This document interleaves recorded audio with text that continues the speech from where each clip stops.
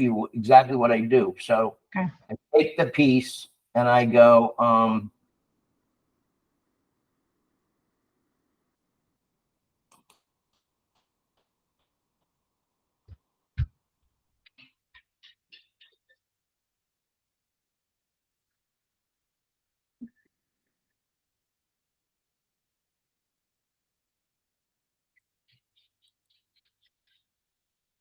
so I just put it to your chat, your Slack. So I transcribe it, go back into Chat GPT and tell Chat GPT to, I give it a prompt and make it give me, break it down into all the keywords, the keyword phrases. You'll see what the breakdown is. And I break down every one of those meetings. Once those meetings are broken down, then I can put the meeting together the way that I would say the meeting, because I want to learn it. That's the most important part. The opportunity meeting is the most important part because it has everything in it. So, and it is the way that the company wants it to go. So the idea is not to fight the company, but to enhance the company. That's how I think. How can I get my foot in the door so that when I call Vince Navarro on the phone, he picks up the phone and talks to me completely. Just I get him, because I'm a nobody. If I say to Hans, can you get hold of Vince? He'll tell me yes, and he'll try for 3-4 hours to get him. I don't want that to happen in my life. When I want Vince, I want Vince. That's how I want him right then and there. But you've got to make it so that there's a reason that he'll deal with you, So I work at those skills. I work at that skill. Now, look, what that does is makes it so that I will become better than anybody else out there. I will take everybody. Samuel Bean, I did the same thing. I copied his entire presentation. I will be able to communicate everything that he talks about, all of his keywords, all of his phrases. I'll talk about everything that he does, okay?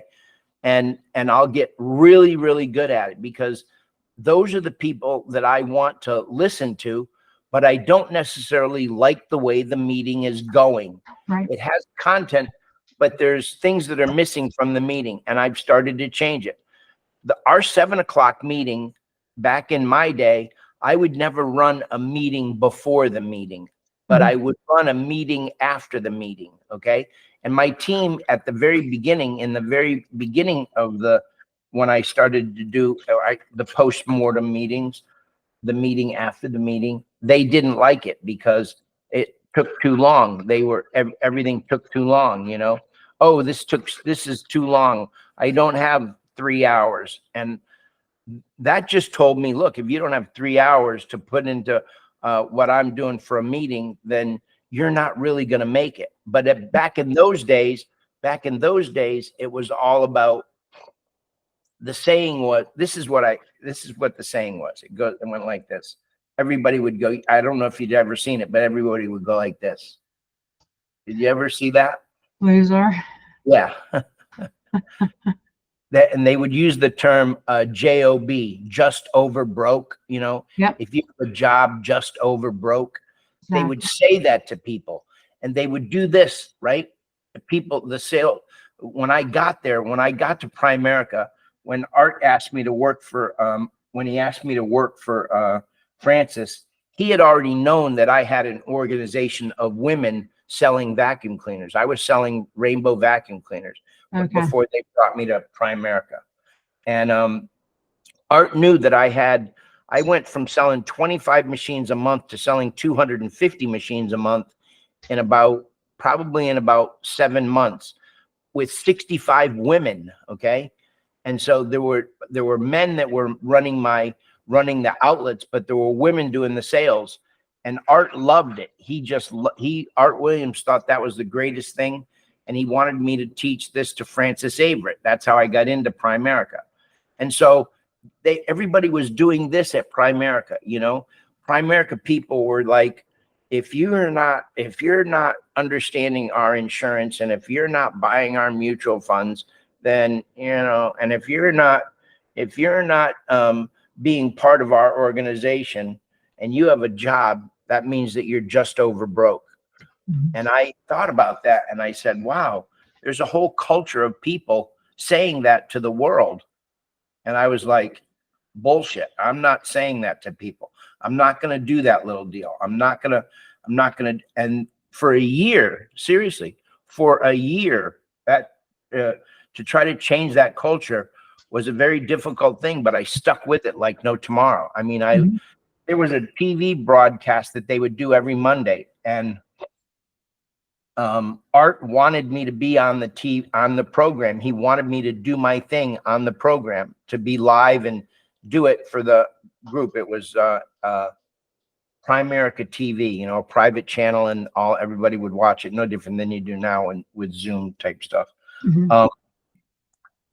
But the CEO of the company was a football player. His name was Pete Dawkins, a Heisman Trophy winner. And Pete despised me with the passion. I was a small guy.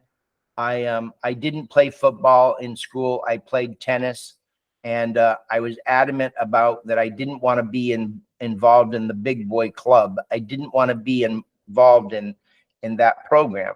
Those guys did not make me feel good. They impressed me. They had knowledge, but they didn't give me a great feeling about being associated with them. So at an early age, 20s, in my late 20s, I was feeling stuff going on in my body about how I could read people and relate to people. And I trusted my body about, don't want to be around you. I like what you have to say, but I don't want to be around you.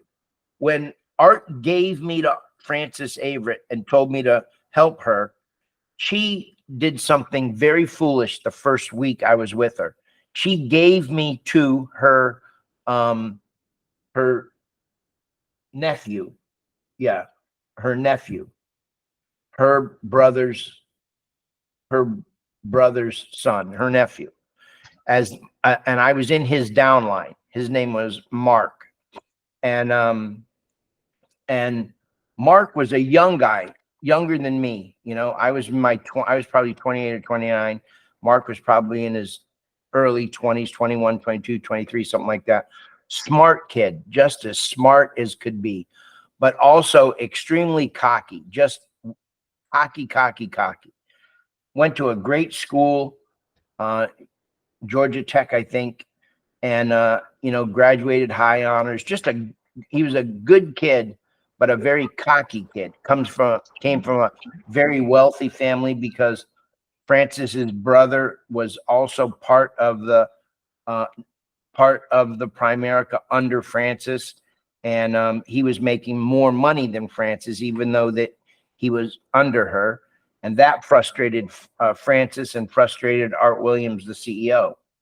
And so Frances gave me to Mark, and I think that what she was trying to do is trying to make it so that he got a little bit of my personality maybe rubbed off on him, but it really didn't work, because when I was learning the presentation, I would show up on Tuesday nights to go to the meeting.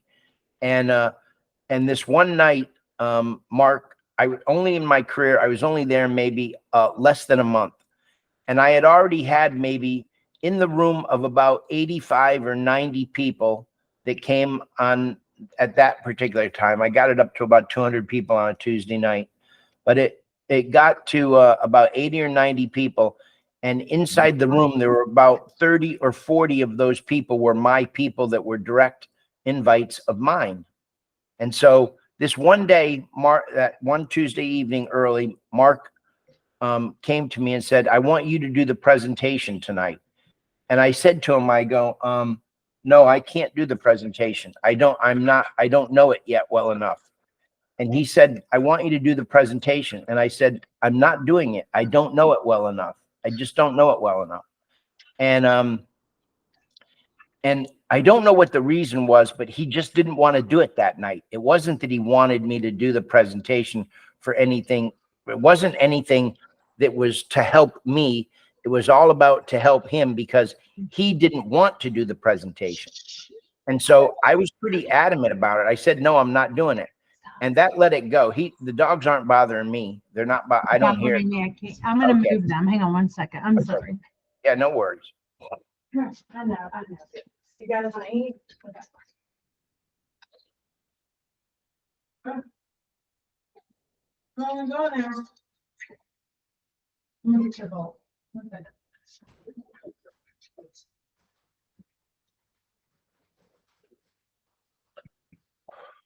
You're gonna get your food in 1 second. Hang on.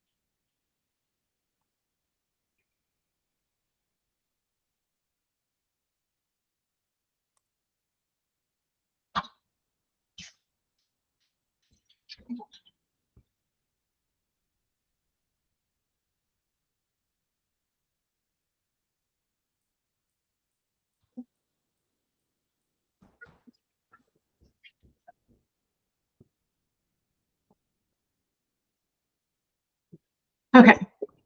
So he said to me that he wanted me to do the meeting. I said no, and then the next thing that took place was he kind of walked around the office for the next 5 or 10 minutes with a little frown on his face and a little pity party, and was a little bit mad that he still had to stay there, because I'm thinking that what he was going to do was he was going to leave the meeting and go do something, maybe hang out with a girlfriend or something like that. I don't really know. And so, make a long story short, I was walking through the hallway, and he was standing in the copy room with a couple of guys, and I heard him say that Chevalier won't do the meeting tonight. And one of the guys said, why, and he said, he's chicken. He goes, he's chicken, like that. He says he's chicken. So I said to Mark, I go, Mark, I'm going to go ahead and do the meeting. I went after, not right then and there, but a little while later. He didn't know I heard him. A little while later, I passed by him and I said, I'll go ahead and do the meeting. And so they went ahead and they introduced me, and I came up in front of everybody, and I said, everybody that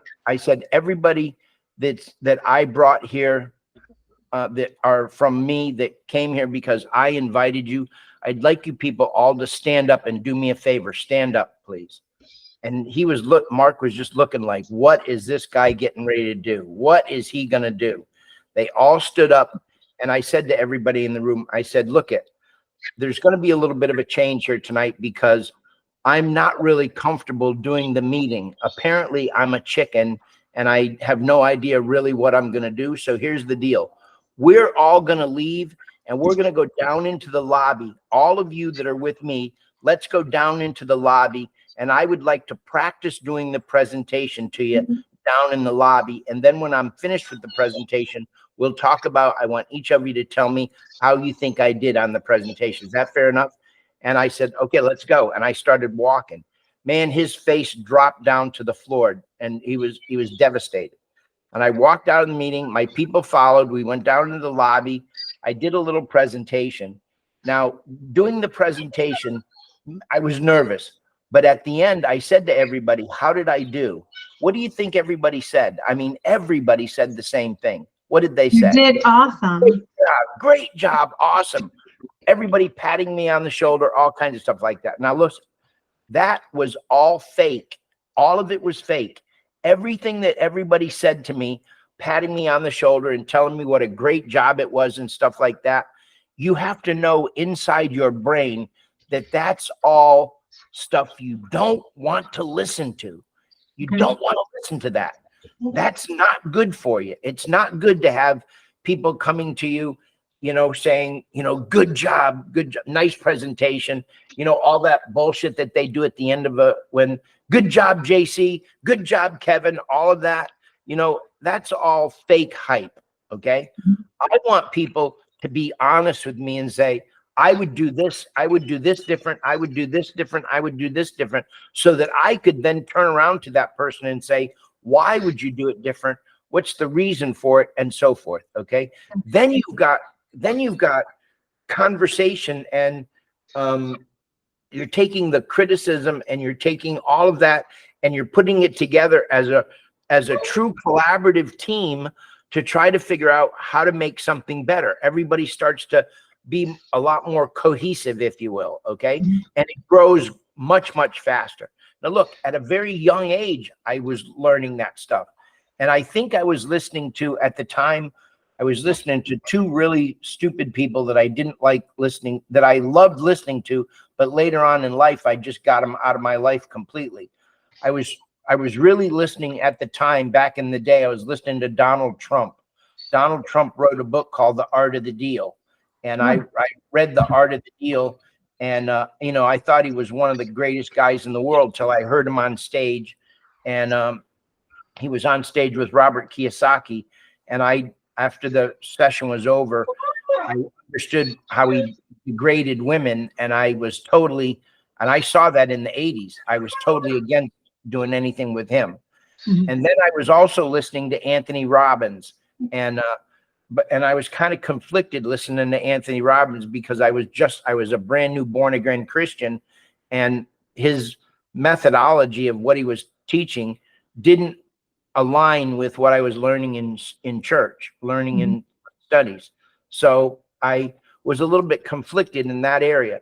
But this whole thing that I'm talking to you about made it so that I had the ability to actually sit back and take the deep breath that I'm talking to you about taking. The world is the world. We're not going to change it. We're not Elon Musk. We're not Bill Gates. Okay. And once you kind of understand that, I'm not saying that we can't. I'm just saying, take a deep breath, relax, find yourself, and this whole thing that's going on that I'm talking to you about, and the reason I'm doing it is because it is driving me nuts that you're sitting there taking notes with a pen. You're so transparent, and you're telling me. That's awesome. Nobody's ever said that to me before. You're taking notes with a piece of paper and a pencil, and I'm going, I wonder if she understands that that's not really working for her. That's not that's not what makes your life work. The real stuff makes your life work, the real stuff around you. That's how you're learning everything. You're not learning anything about the patches by writing notes. You're learning about the patches by using the patches and talking about the patches. And, you have that feeling inside you about the patches. So you have to find the feeling. You have to find the feeling of everything that you think. I will tell you this, probably the place that you want to use a paper and pencil is to write down the things that are freaking you out, or the things that you're thinking about that you want to know about, because once you have those things down on paper, if you have them on paper and you address those issues, like once I made up my mind that I was going to listen to the presentation and figure out a way to make this presentation a little bit different, then I focused on that, and that was what my main focus is. That's why I go to the meetings. That's why I'm having the meeting before the meeting and so forth. For us, what I'm going to teach about going to the Tuesday night meeting before the meeting is that I'm going to say to everybody, and this will be apparent to you clearly, I look at you as somebody that is direct to me in my line. Okay. I look at you just that way. You're not direct to me. you're direct to Pamela. But we started a relationship that made it so that I had the ability to communicate with you in in the same manner that I speak to Pam. And she doesn't mind that. She already feels comfortable with me kind of delegating a little bit in her organization. So you're in a place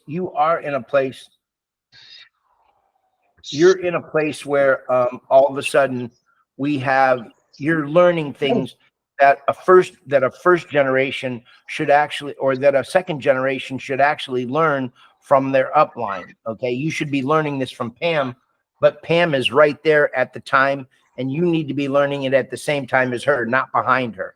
When I'm bringing the people to this Tuesday night meeting, it's really all about finding out how many of those people are going to bring people to that meeting. Will the leaders bring people to that meeting? Okay. Because if the leaders are the only ones that show up at that meeting, then my session is no better than the one that we're already going to, because everybody, you've got to be new coming into the deal. You got to be bringing new blood into it all the time. It's the only way that is going to make it so that you grow in this business is when you have people that are following you, and they're following you, and you're going to be going like this. Why are they following me? I don't get this. Why are they following me? When I was in the rainbow business, I was married. And though I got married shortly after I became a Christian. Something was going on in my life, and I was starting to believe that I needed to settle down and be married. So I married a wonderful Christian girl. I mean, just a sweetheart of a girl. And she had no idea what she was getting into, because I was already pretty much like I am right now. I was shaping myself, to be honest with you. And so when I was grooming my business in the rainbow vacuum business, I was really becoming something pretty good in the business. And I was myself a bit cocky, but I had great mentors. And I was listening to, like I said, Donald Trump, and I was listening to Anthony Robbins, and, I was going to church at the same time. So there was my own personal conflict going on, but I was pretty much out there dominating the business. And I won an award. This is gospel truth. I won an award. And for some reason, Paul Vidovich, the leader of my organization, asked my wife to speak at the event. And she was a very serious person. She was not a clown like me. She was straightforward, no BS, just kind of woman. And for some reason, I was attracted to that. I don't know why, but she stood up in front of the group and she said some really nice things. And then all of a sudden she said something, and I think I was the only one in the room that understood, or at least thought about what it was that she said. And her exact words were to the group, she said that she told everybody that she appreciated them, and she really loved what they were doing, because we were making money hand over fist in the early 80s, okay? Selling rainbow vacuum cleaners door to door. It was a crazy business. And all of a sudden she said, she gave accolades to everybody, and then she made a comment. She said, I'm really not sure, in a very serious tone. She said, I'm not really sure why you guys follow this guy.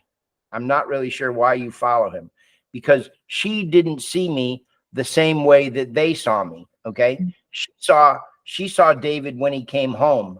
And when I came home, and I didn't know this until that night, when I came home, I was totally a different person. I was just totally a different person. I wasn't the same guy that went off to work every day. You know, that personality, somehow I left it at the office or left it in the car when I got out of the car and went in the house. And she saw the real me, and the real me was not really a great guy. You know, the real me was not anywhere near a real great guy.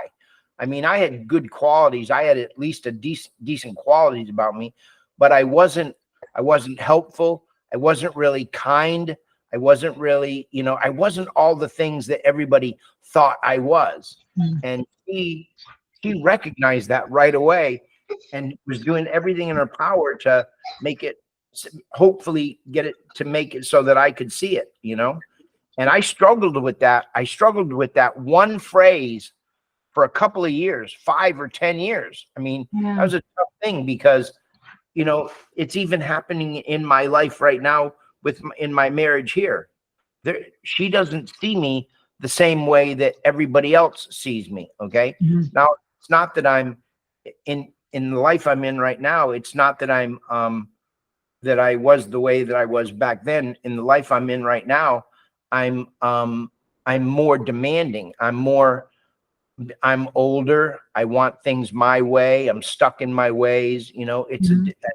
I'm in a third world country where, you know, everything is pretty much done for me, and everybody wants to do it. You know, they want to do it the right way, and they want to do it really nicely and things like that. And I might say things that are not the way you should probably say it correctly, you know.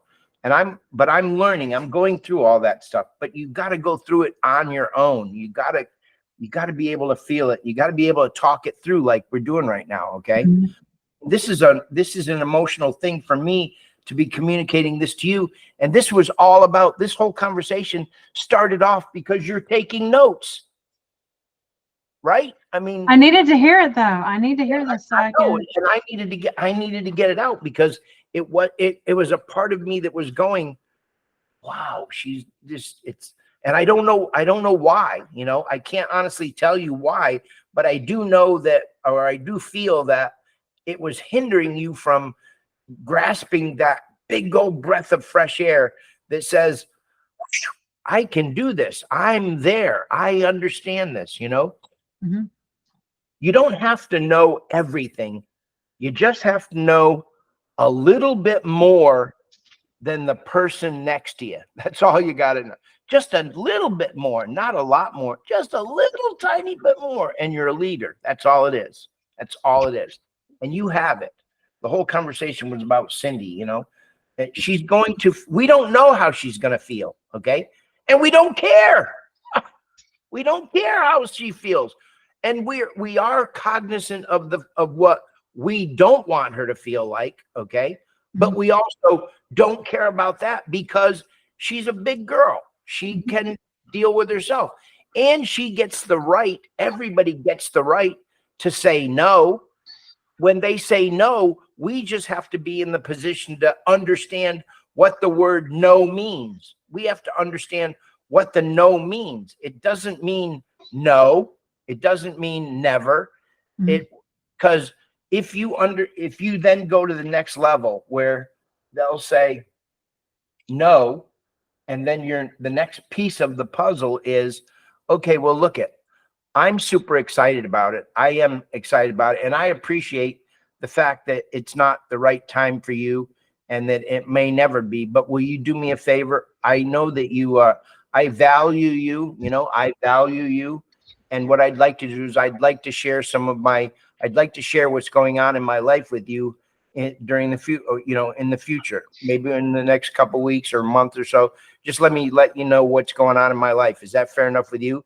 They'll say yes. And that's it. And it's done. Now you've got that breath of fresh air where you can walk away and not feel as if that you lost somebody or that, oh, she's not on my team or anything like that. You know, you're not going to have that kind of a feeling. I taught myself really early in life, really early in the business. This is a good one. I taught myself this, that there are going to be a whole lot more no's than there are going to be yeses. And so the thing that you want to do, the thing that you want to do is you want to blow through the nose as fast as you possibly can. I mean, just go right straight through them. That's why I say to you, a 90-day madman for me means I'm going out there and I'm going to do the presentation as many times as I possibly can. And I want to get all the no's as quickly as I can. Now, let me tell you, because I thought like that, people don't tell me no anymore. I don't hear it. I just don't hear it any longer. Yep. I don't hear it, you know. I hear people do this. I hear people go like this. There's a lady that came on with Pamela the other day. Her name is Darlene, right? And Darlene was gung-ho. Her son was the solar guy that I told you about that passed away out in California. Yeah. Okay? And she came on gung-ho.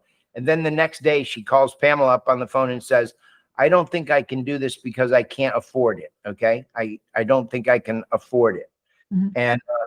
And I could tell in Pamela's voice, that was something that was, you know, hard, sad, you know, you feel sad that you've lost somebody. You did the work and you lost somebody.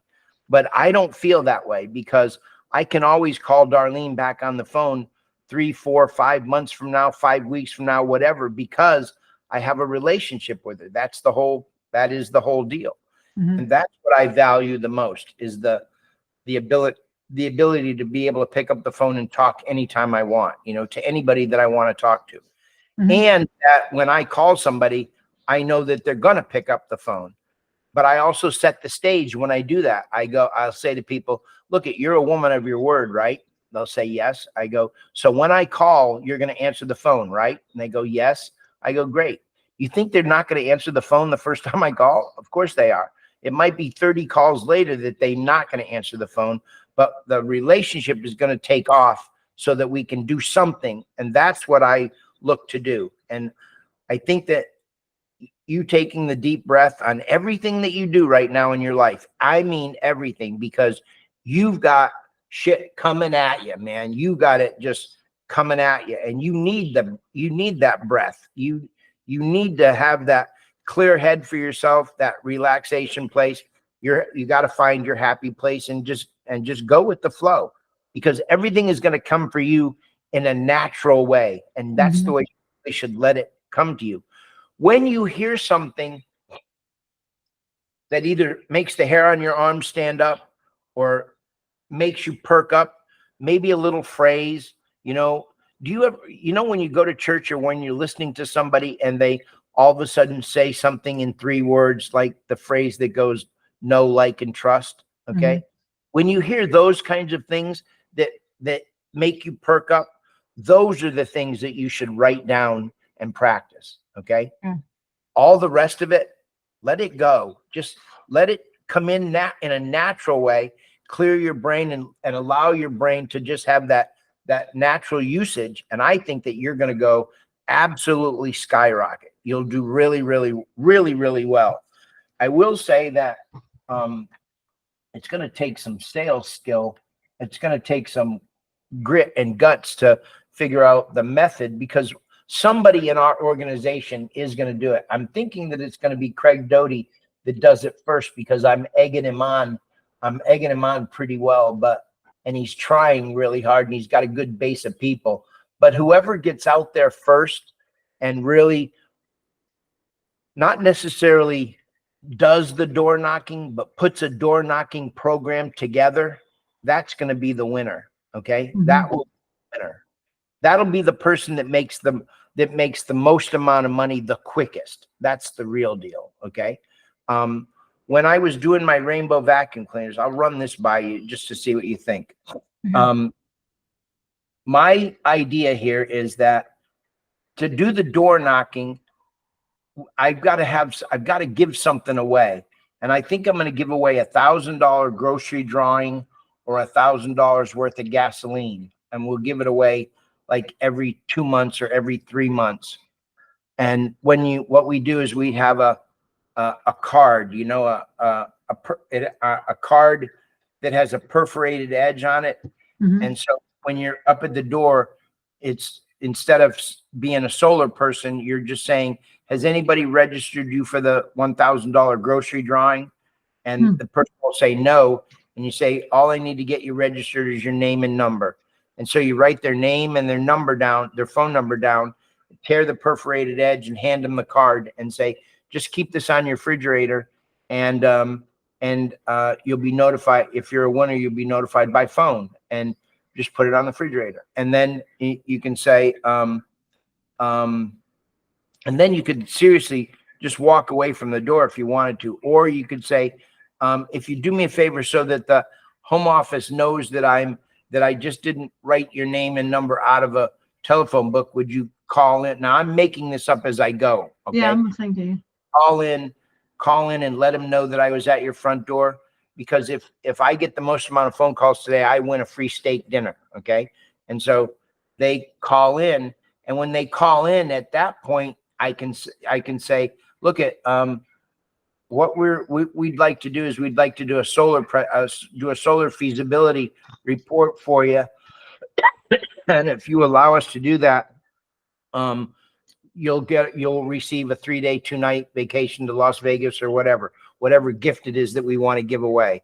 But I want to try to figure out something that adds to what they're talking about as far as the door knocking goes, to make it so that people will feel comfortable about it.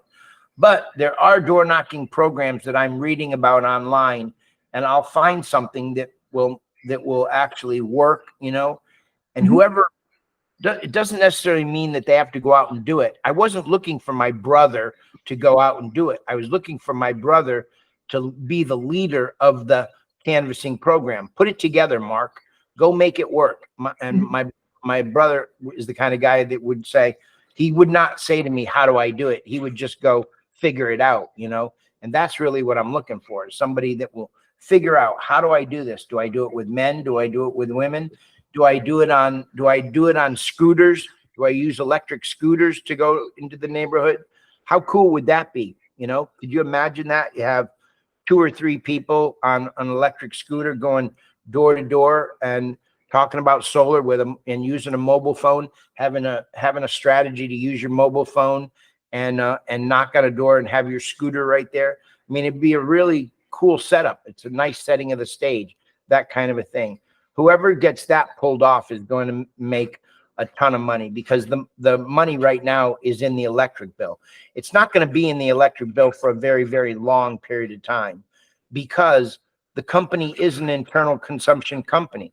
As people come into the program, everybody that comes in shares their electric bill. You're going to ask everybody for the electric bill. Not everybody's going to give it to you.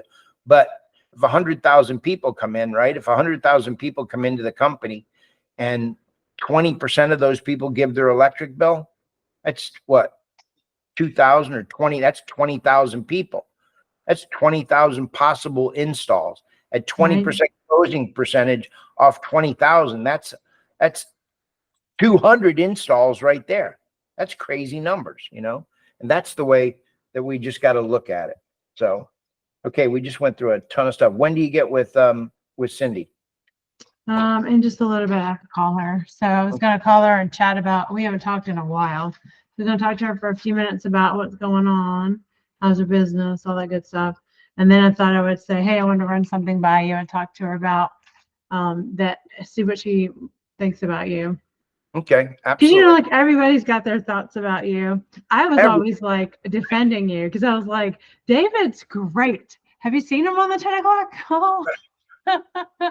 They were like, what's so great about him? And I was like, oh, he always brings ideas. And, I was always saying what you were doing. And they were like, oh, okay. Yeah, it's everybody's different. Everybody's different. And I know how, or I have an understanding. I don't know. I have an understanding and I have a feeling about people.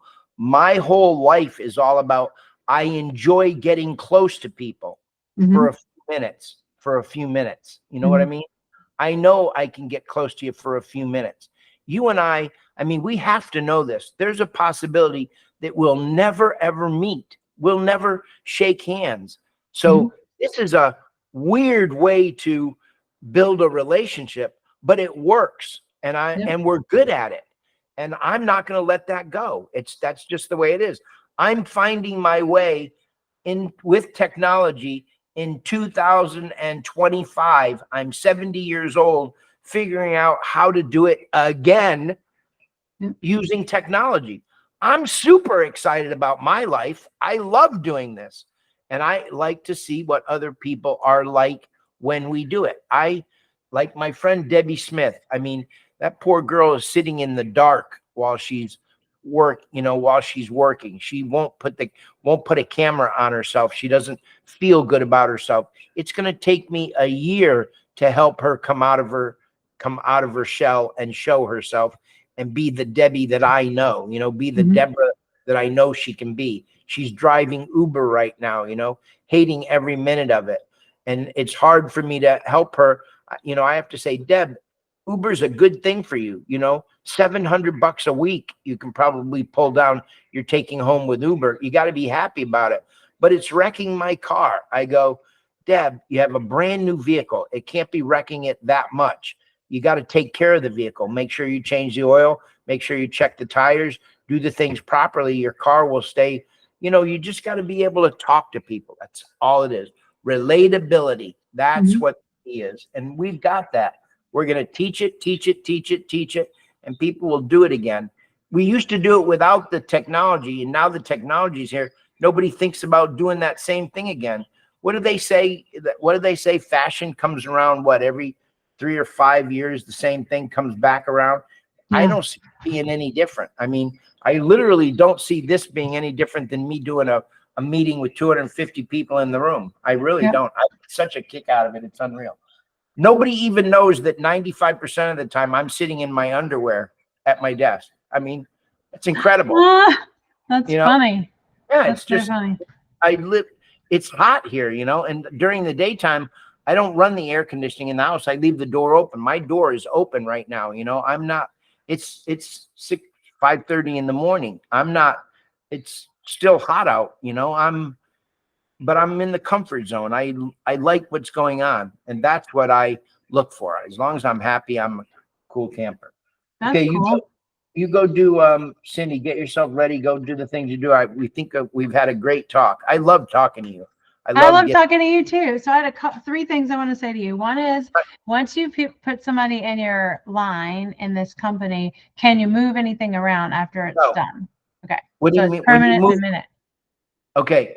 Let's make sure you understand binary. Okay. This business is all about what's called going wide. Okay. You want to get as many people as you possibly can. Now, what's the reason that you want to do that? I'm going to see if I can show it to you. I know what binary is. Okay. It's 2. Team building. Here's what I want to do. I'm going to share my screen.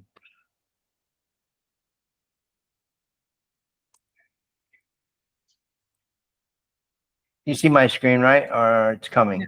Yeah, I do.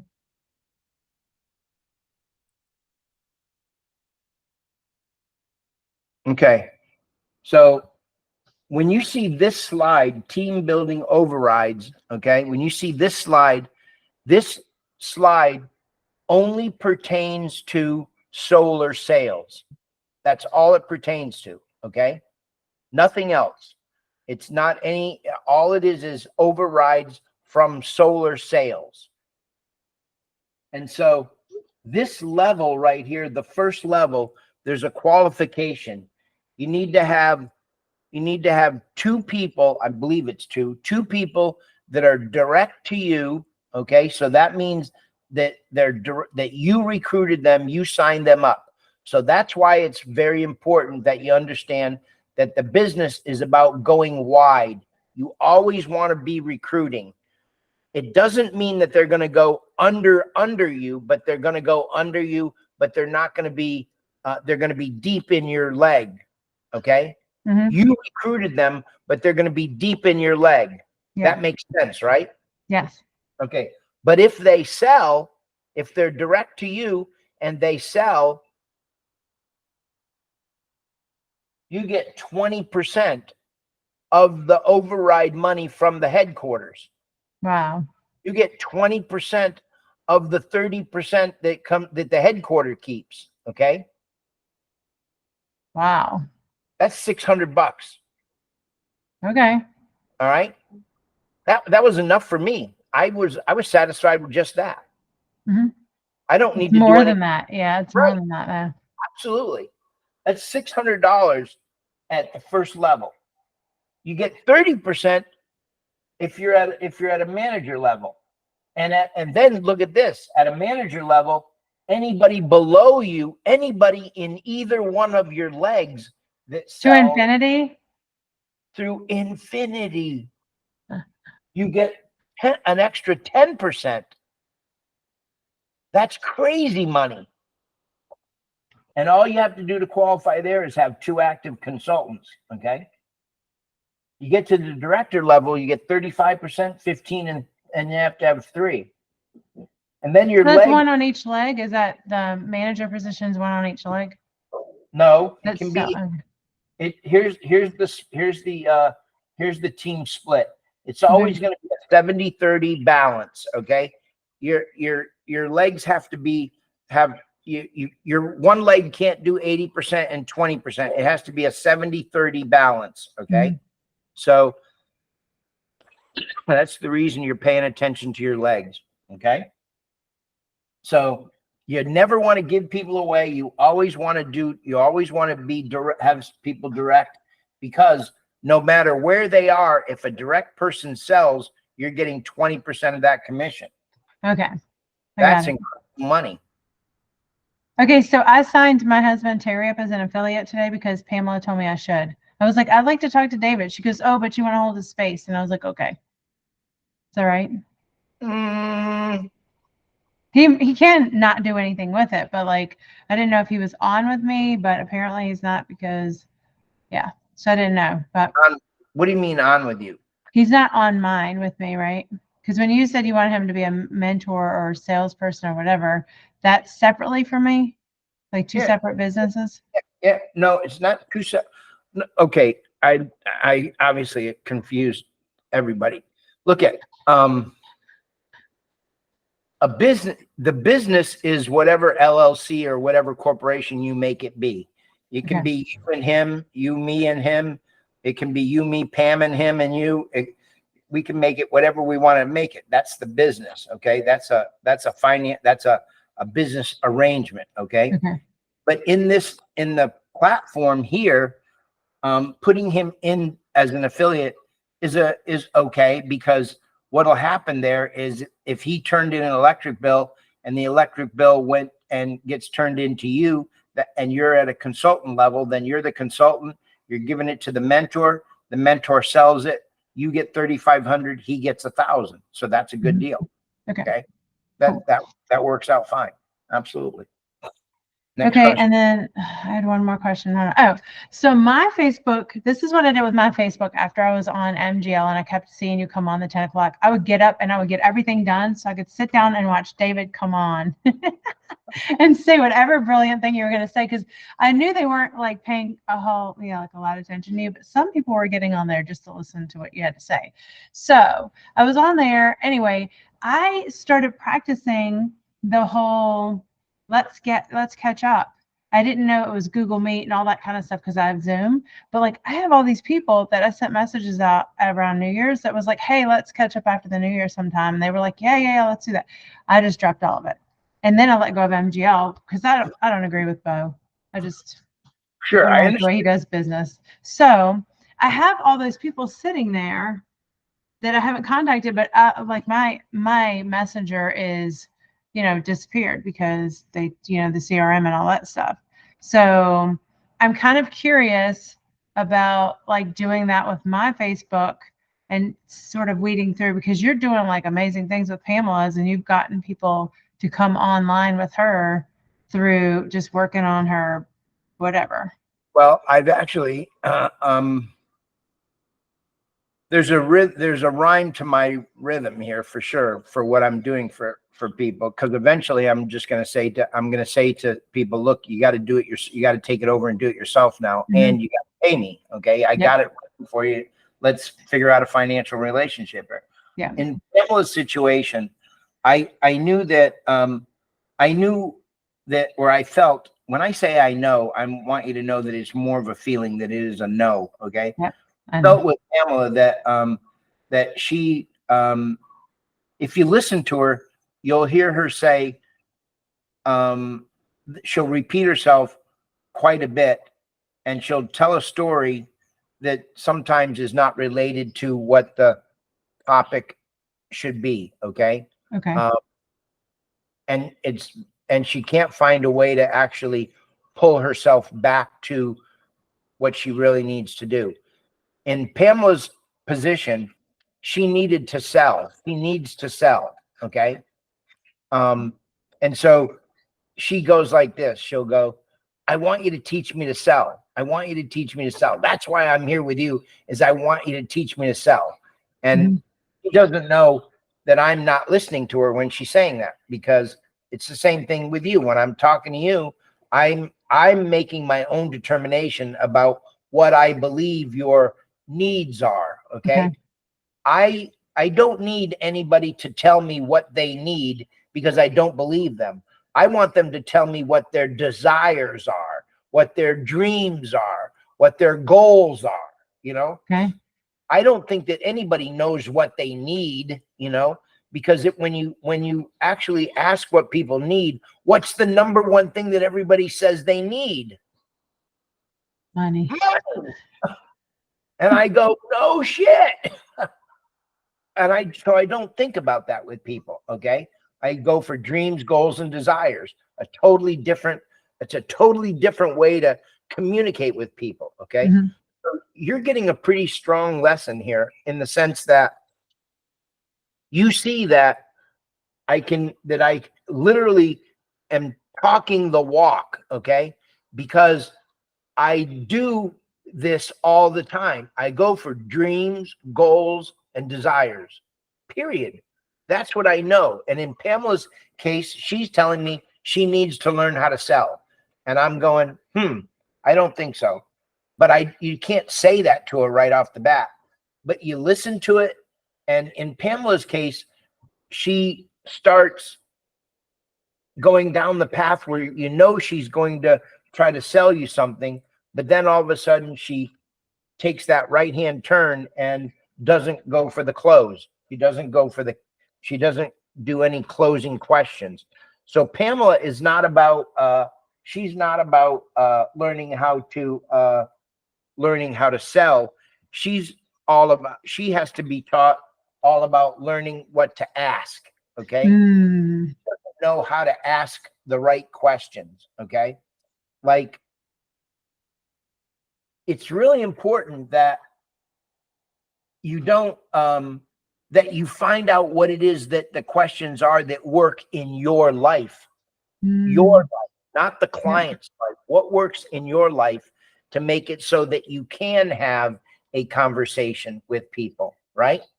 And so Pamela doesn't know yet. Pamela will always start to talk about what she is doing, or what she found. She'll try to tell her story based on her situation. Okay.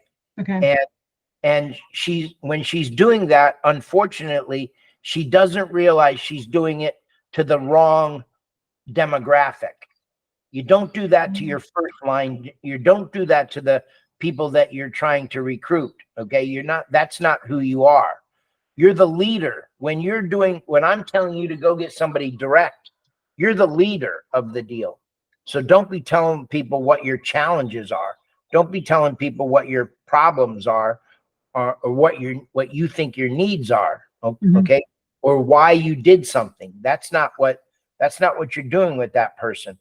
With that person, the goal is to be the leader, right? You want them to listen to you, is what you want. And in this situation, in where we're at right now, my leadership skill comes like this. I'm always working, and when I get started, you're always working with the first group that you work with. I'm looking for 7 people. That's all I'm looking for. I'm looking for 7 people. it's going to take me 700 people to find my 7. Okay. It seriously is. I'm going to go through people like water. I'm going to go through a lot of people to find the 7 people. I'm going to tell the 7 people the same story, that I'm looking for 7 people. I'm going to go through 700. Are you going to be one of the 700, or are you going to be one of the 7? It's just that simple. Now, how do I choose who those 7 people are?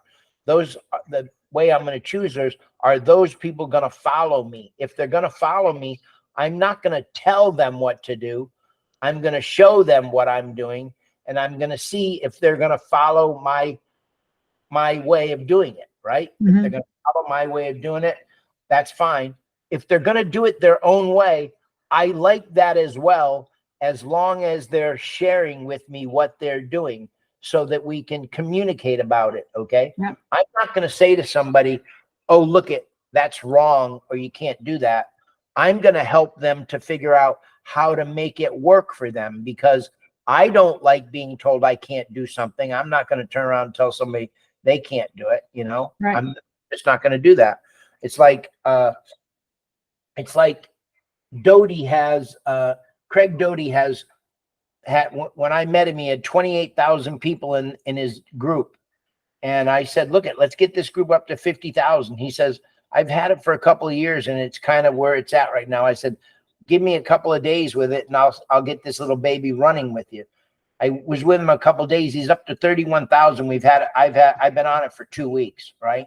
Wow. So he's got 31,000 people on it. He'll hit 35,000 probably by the end of next month. But what we're doing is we're going after each one of those people inside that group. We're communicating with all those people inside that group. Right. So that's his method. That's a strategy that works for him. I don't want to take that away from him. I want to enhance that. Okay. So he's first line generation. He's first line generation to me. So I'm servicing him. That's a good thing. And that's the kind of thing that you want to do as well. So when Cindy comes if Cindy comes in and Deb comes in and everybody, they're direct to you. They're not direct to me. So you're going to be in a situation where you're going to be, the first thing that's going to run through your head is, how are you going to be able to lead them? You know, it's going to do something in your brain, and your brain's going to go, you're not going to know how to. That's the first thing. How do I do it? You're not going to know that you naturally know how to do it. You naturally know how to do it because you're taking advantage of me. You're going to talk about me all the time. You're going to talk about and you don't have to go, David says, or David's going to do this or anything like that. It's going to go, you're just going to go, look at, I believe that what David's doing is what I'm going to do. I'm going to show up at the meetings every Tuesday night. I'm going to make arrangements to be there.